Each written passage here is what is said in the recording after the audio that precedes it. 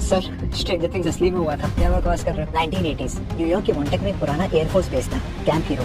धीरे धीरे करके वहाँ से बच्चे गायब होने लगे। लोकल्स के हिसाब से रात को चीखे ब्लैक आउट विंडोज वाले मिलिट्री ट्रक्स, पावर सर्जेस रोज होते थे। सरकार ने सब डिनाई किया जब तक एक आदमी क्रिस्टियन इक्वल सामने नहीं आया। क्या बोला उसने? वो क्लेम करता था कि वो मॉन्टेक प्रोजेक्ट का हिस्सा है, एक ब्लैक पिक्चर प्रोग्राम जहाँ पे माइंड कंट्रोल, साइकोलॉजिकल टॉर्चर और कुछ सारे डार्क चीजें होती थी। उसने अपनी बुक में भी इसके बारे में जिक्र किया है। और ये सब फेक कहानियां होती है, जाके काम करो। अरे अमेरिका ने सच में सीक्रेट माइंड कंट्रोल एक्सपेरिमेंट्स किए थे, नाम था MK अल्ट्रा।